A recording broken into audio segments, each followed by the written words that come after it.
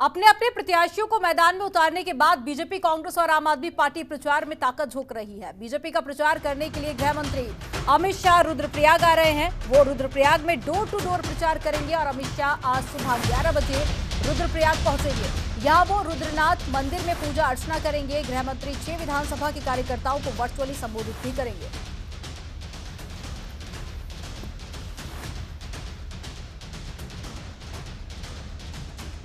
और ज्यादा जानकारी के साथ में संवाददाता अजय पांडे लाइव जुड़ गए हैं। अजय, गृह मंत्री के दौरे को लेकर क्या ज्यादा जानकारी है, क्या कुछ खास रहेगा और क्या तैयारियां विशेष देखी जा रही हैं? देखिए, गृह मंत्री आज सुबह 10 बजे दिल्ली से जॉली ग्रांट एयरपोर्ट देहरादून पहुंचेंगे और देहरादून से वो रुद्रप्रयाग के लिए रवाना होंगे। 11 बजे उनका रुद्रनाथ मंदिर में जाने का प्रोग्राम तय किया गया है और रुद्रनाथ मंदिर में जाकर के वो पूजा अर्चना करेंगे और इसके बाद से 11 बजे से लेकर के 4 बजे तक वो रुद्रप्रयाग में रहेंगे। रोड शो निकालेंगे, डोर टू डोर जनसंपर्क करेंगे और इसके साथ साथ 4 बैठकें भी उनकी निर्धारित की गई हैं। महिला समूह के साथ उनकी बैठक होगी, व्यापारियों के साथ बैठक होगी, पूर्व सैनिकों के साथ बैठक होगी और उसके बाद उनके जो बीजेपी के जो तमाम पदाधिकारी हैं उनके साथ बैठक करेंगे।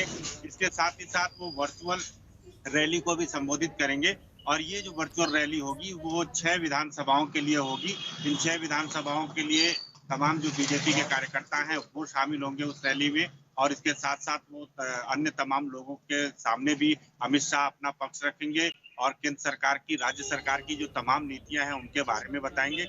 जो डोर टू डोर अभियान है उसकी शुरुआत अमित शाह करने जा रहे हैं और एक तरह से हम देखें तो अमित शाह का उत्तराखंड में ये पहला चुनावी दौरा है क्योंकि अब नामांकन के बाद की जो प्रक्रिया है उसमें अब तेजी आ रही है और आज चूंकि नामांकन का अंतिम दिन है और अब प्रचार पर ही ज्यादा फोकस रहेगा तो गृह मंत्री आज आ रहे हैं और सांकेतिक तौर पर जो डोर टू डोर अभियान में वो शामिल होंगे। तो एक तरह से इशारा है पूरे 70 विधानसभाओं के लिए कि बीजेपी के कार्यकर्ता आप घर घर पहुंच रहे हैं, लोगों से अपने पक्ष में मतदान की अपील कर रहे हैं और क्योंकि उत्तराखंड में इस समय बीजेपी की सरकार है तो आने वाले चुनाव के बाद भी बीजेपी की सरकार बने तो उसके लिए ये बड़ा अभियान, इसकी शुरुआत आज अमित शाह कर रहे हैं और इसके साथ साथ अन्य जो वरिष्ठ नेता हैं बीजेपी के वो भी अब धीरे धीरे यहाँ। अजय, चुनाव आयोग की तरफ से अब कुछ छूट दे दी गई है, अब 500 लोगों के साथ में प्रचार प्रसार किया जा सकता है, तो क्या ऐसे में डोर टू डोर कैंपेन में कुछ बदलाव भी अब देखे जा रहे हैं?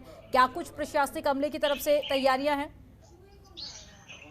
देखिए, प्रशासन की ओर से ये कहा गया था कि 28 जनवरी के बाद जहां पर चुनाव होने हैं अब अगले चरण के लिए तो वहां के लिए लोग चुनाव प्रचार कर सकते हैं और उसके लिए कुछ संख्या भी निर्धारित की गई है। कुछ जगहों के लिए 300 लोगों को अलाउ किया गया है कि 300 लोगों की सभा कर सकते हैं। कुछ जगहों में 500 लोगों की सभा के लिए ये निर्देश जारी किए गए हैं चुनाव आयोग की ओर से और ये कहा गया है कि जिस हॉल में कार्यक्रम का आयोजन होगा वहां पर 50% क्षमता के साथ लोगों की भीड़ एकत्र कर सकते हैं और जो कोरोना की गाइडलाइंस है उन सारे गाइडलाइंस का भी पालन करना जरूरी है, चाहे मास्क पहनना हो, सैनिटाइजेशन की बात हो, बाकी अन्य प्रक्रिया जो है वो सारे औपचारिकताओं को पूरा करना है और प्रशासन की ओर से इन्हीं सारी चीजों पे निगाह भी रखी जा रही है और चूंकि आज से अब एक समय निर्धारित किया गया है तो आने वाले समय में इसका क्या रूप देखने को मिलेगा, जो राजनीतिक दल हैं, निर्दलीय प्रत्याशी हैं और तमाम लोग हैं वो किस तरह से अपनी जनसभाओं को करेंगे। हालांकि आजकल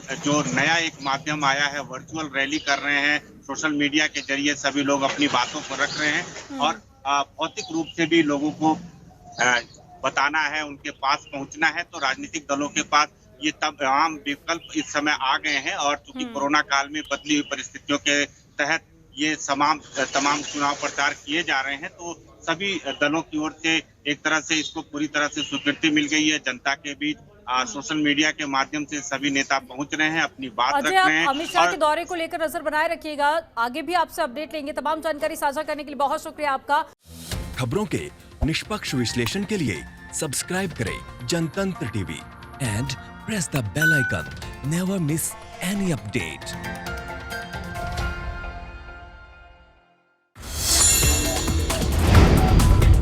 Download the Janatantra TV app, available on Google Play and App Store.